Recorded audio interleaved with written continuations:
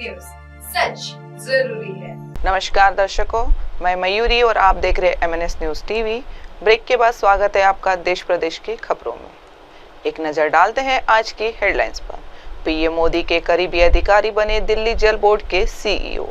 बिहार में यहां बिछेंगी 53 किलोमीटर लंबी रेलवे लाइन। पाकिस्तान पर भारतीय सेना की कार्रवाई के बाद देश के मुसलमानों की खुशी की लहर। सेना के लिए 70 kg अनाज लेकर DM ऑफिस पहुंचा किसान। रोहित शर्मा ने टेस्ट क्रिकेट से लिया संन्यास। भारत के समर्थन में उतरे अमेरिकी सांसद। भारत पाक सैन्य तनाव पर रूस ने जताई गहरी चिंता। अब खबरें विस्तार से। IAS कौशल राज शर्मा को बड़ी जिम्मेदारी। पीएम मोदी के करीबी अधिकारी बने दिल्ली जल बोर्ड के CEO। 2006 बैच के यूपी कैडर के IAS अधिकारी कौशल राज शर्मा को बड़ी जिम्मेदारी मिल गई है। पीएम मोदी के करीबी आने वाले कौशल शर्मा को दिल्ली जल बोर्ड का CEO बनाया गया है। हाल ही में उन्हें 3 साल के लिए प्रतिनिधि पर दिल्ली बुलाया गया था। उन्हें 3 साल के लिए प्रतिनियुक्ति पर दिल्ली बुलाने के बाद यह जिम्मेदारी सौंपी गई है। कौशल राज शर्मा को IAS शिल्पा शिंदे की जगह दिल्ली जल बोर्ड का CEO बनाया गया है। दरअसल IAS कौशल राज शर्मा को PM नरेंद्र मोदी और PMO का करीबी माना जाता है। इसी वजह से उन्हें वाराणसी के बाद अब दिल्ली में बड़ी जिम्मेदारी सौंपी गई है। यही वजह है कि समय समय पर उन्हें बड़ी से बड़ी जिम्मेदारी सौंप दी जाती है। लखनऊ के जिलाधिकारी रह चुके लंबे समय तक PM मोदी के संसदीय क्षेत्र वाराणसी की जिम्मेदारी संभाल चुके हैं। वो वाराणसी के DM के साथ ही कमिश्नर का चार्ज भी संभाल चुके हैं। दिल्ली में बड़ी जिम्मेदारी पाने वाले कौशल राज शर्मा 2019 से वाराणसी में तैनात थे। बिहार में यहां बिछेंगी 93 किलोमीटर लंबी रेलवे लाइन। पूरा हुआ सर्वे का काम। बिहार में जमालपुर से भागलपुर के बीच 93 किलोमीटर लंबी तीसरी रेलवे लाइन बिछाने के लिए सर्वे का काम पूरा हो गया है। अब इस रेलखंड पर चौथी लाइन बिछाने की तैयारी है। इसे रेल मंत्रालय ने हरी झंडी दे दी है। इस परियोजना पर 2,30,000 करोड़ रुपए का बजट है। यहाँ पर नई रेलवे लाइन के बनने से ट्रेनों की रफ्तार बढ़ेगी और यात्रियों को सुविधा मिलेगी। रेलवे बोर्ड ने भी इस महत्वपूर्ण योजना पर मुहर लगा दिया है। भागलपुर जमालपुर रेलखंड पर तीसरी लाइन होने से न सिर्फ ट्रेनों की गति बढ़ेगी बल्कि कई महत्वपूर्ण गाड़ियां भी चलेंगी। मालगाड़ियों की लोडिंग अनलोडिंग जैसी समस्या दूर होंगी। रेलवे को तीसरी लाइन से राजस्व भी बढ़ेगा। तेजी से इस नए परियोजना पर काम नए साल से शुरू होने जा रहेगा। जमालपुर से भागलपुर के बीच वर्तमान के दोहरी लाइन है और 2 सुरंग भी है। लाइन बिछाई जाने के साथ एक और रेलवे सुरंग का भी निर्माण होगा। बता दें कि सर्वे का काम पूरा कर DPR रेलवे बोर्ड को भेजा गया था, जिसे स्वीकृति मिल गई है। भागलपुर जमालपुर रेलखंड के यात्रियों को भी बड़ी सुविधा तीसरी लाइन होने के बाद मिलने लगी। ठंड हो या गर्मी या फिर बरसात के मौसम में ट्रेनों के लेट तती फील नहीं होगी। रेलवे इस नई रेल लाइन का इस्तेमाल राजधानी मालगाड़ियों और सुपरफास्ट ट्रेनों के लिए भी किया जाएगा। अब बढ़ते अगली खबर की ओर। पाकिस्तान पर भारतीय सेना की कार्रवाई के बाद देश के मुसलमानों में खुशी की लहर। झंडा फहराने के बाद एक दूसरे को खिलाई मिठाई। बाराबंकी में पसमानदा मुस्लिम समुदाय ने ऑपरेशन सिंदूर का स्वागत किया और मिठाई बांटकर खुशी जताई। वसीम राइन ने इंडियन आर्मी की कार्रवाई को जरूरी बताते हुए कहा कि इसका हम सब लोग स्वागत करते हैं। ऑल इंडिया पसमानदा मुस्लिम समाज के राष्ट्रीय उपाध्यक्ष वसीम राइन ने कहा कि इंडियन आर्मी ने जो ऑपरेशन सिंदूर से पाकिस्तान में घुसकर आतंकियों को मारा है वो काफी जरूरी था। इसका हम सब लोग स्वागत करते हैं।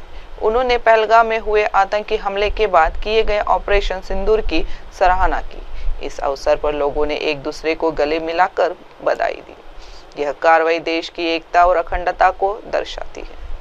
आज तमाम लोग हिंदुस्तान में जश्न मना रहे हैं, खुशियां मना रहे हैं। हम ये समझते हैं कि मुल्क को दहशतगर्दी से आज़ाद करने के लिए ये एक बहुत अहम कदम है। हम सब चाहते हैं कि आतंकवाद और दहशतगर्दी को जड़ से खत्म किया जाए, जिससे कि बेकसूरों की जान की हिफाजत हो पाए। हम इस कदम के लिए इंडियन आर्मी को मोदी सरकार को इस बात की मुबारकबाद देते हैं और उम्मीद करते हैं कि दहशतगर्दी के इससे एक बड़ा झटका मिलेगा और पाकिस्तानियों को यह समझना चाहिए कि हिंदुस्तान अब बहुत बड़ी ताकत है। हिंदुस्तान की तरफ अगर आज कोई आग दिखाने की कोशिश करेगा तो उसे करारा जवाब दिया जाएगा। बढ़ते हैं अगली खबर की ओर। सेना के लिए 70 केजी अनाज लेके डीएम ऑफिस पहुंचा किसान, बोला अभी पाक का विनाश बाकी। बलिया जनपद के पटखोली निवासी नवीन कुमार राय उर्फ चुना राय की जो अपने अजब गजब कामों से हर समय चर्चा में बने रहते हैं। कंधे पर अनाज की बोरियां और माथे पर पसीना, ये कोई आम इंसान नहीं बल्कि देश का किसान है। एक बार फिर बलिया में पूर्व प्रधानमंत्री लाल बहादुर शास्त्री का नारा गूंज उठा, जय जवान जय किसान। यूं तो उत्तर प्रदेश का बलिया कृषि प्रधान जिला है, लेकिन यह जनपद बागी बलिया के नाम से मशहूर है।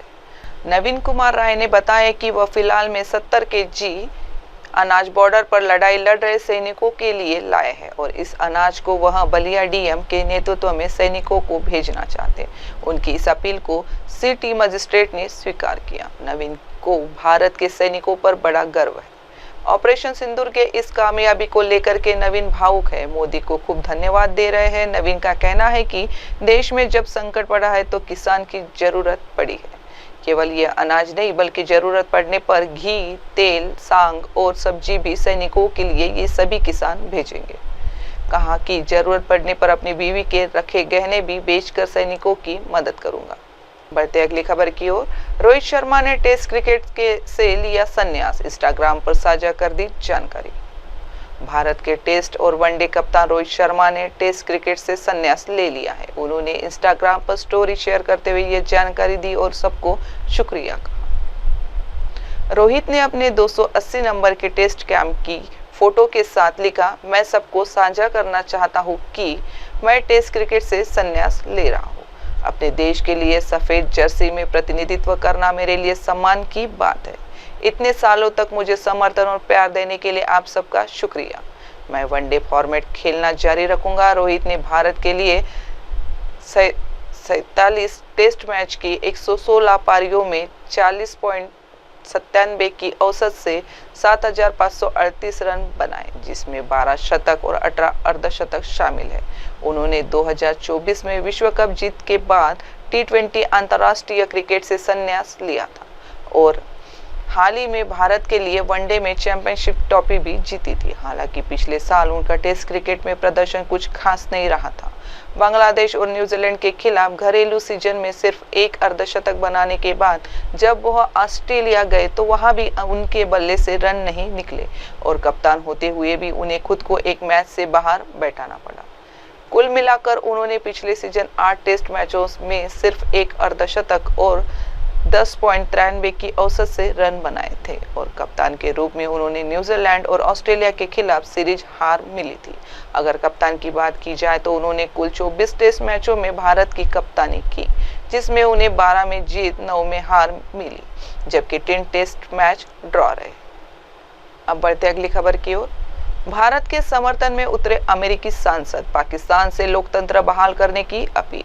भारत और पाकिस्तान के बीच बढ़ते तनाव के अमेरिका के 2 भारतीय मूल के सांसदों ने बीते बुधवार को बयान जारी कर भारत के आतंकवाद विरोधी कदमों का समर्थन किया और पाकिस्तान से लोकतंत्र बहाल करने की मांग की। एक और जहां कांग्रेस सदस्य राजा कृष्णमूर्ति ने पाकिस्तान को लोकतंत्र कमजोर करने से बचने की चेतावनी दी, वही सांसद श्री थानेदार ने भारत की जवाबी कार्रवाई को पूरा समर्थन दिया। राजा कृष्णमूर्ति ने कहा, पिछले महीने पहलगाम में हुए आतंकवादी हमले के बाद आतंकवाद से लड़ना और भविष्य में हिंसा को रोकना पहले से ही कहीं ज्यादा जरूरी हो गया है। जैसा कि सेक्रेटरी मार्को रूबियो ने कहा, अब यह जरूरी है कि कोई बड़ा संघर्ष न हो और तनाव और न बढ़े। उन्होंने आगे कहा, पाकिस्तान को पूर्व प्रधानमंत्री इमरान खान को रिहा करना चाहिए और स्वतंत्र व निष्पक्ष चुनाव कराकर लोकतांत्रिक मूल्यों को बनाए रखना चाहिए ताकि वहां की जनता की आवाज को महत्व मिले। वर्तमान स्थिति का बहाना बनाकर पाकिस्तान में लोकतंत्र और नुकसान नहीं पहुंचाया जाना चाहिए। दूसरी ओर श्री थानेदार ने भारत की सैन्य कार्रवाई का स्पष्ट रूप से समर्थन किया। उन्होंने कहा, आतंकवाद को बर्दाश्त नहीं किया जा सकता और इसे जवाब देना जरूरी है। भारत को अपने नागरिकों की रक्षा करने का पूरा अधिकार है और मैं अपने सहयोगी भारत के साथ खड़ा हूँ। भारत को एकजुट होकर साझा खतरों का सामना करना चाहिए, निर्दोष लोगों की रक्षा करनी चाहिए और लोकतंत्र और मानवाधिकार और धार्मिक स्वतंत्रता जैसे मूल्यों की रक्षा करनी चाहिए। राजा कृष्णमूर्ति और श्री थानेदार दोनों के डेमोक्रेटिक पार्टी से हैं और क्रमशः इलिनॉय और मिशिगन का प्रतिनिधित्व करते हैं। वे अमेरिकी प्रतिनिधि सभा के 5 भारतीय मूल के सदस्यों में शामिल है, जिन्हें अनौपचारिक रूप से समोसा कॉकर्स कहा जाता है। अन्य 3 सदस्य हैं अमी बेरा, रो खन्ना और प्रमिला जयपाल। कृष्णमूर्ति ने बुधवार को अमेरिकी सीनेट के लिए अपनी उम्मीदवारी की भी घोषणा की। अब बढ़ते अगली खबर की ओर। भारत पाक सैन्य तनाव पर रूस ने जताई गहरी चिंता, आतंकवाद के खिलाफ अंतर्राष्ट्रीय एकजुटता की अपील। रूस ने भारत और पाकिस्तान के बीच बढ़ते सैन्य तनाव पर गहरी चिंता जताई है। इस दौरान दोनों देशों से संयम बरतने की अपील की ताकि क्षेत्र में हालात और न बिगड़े।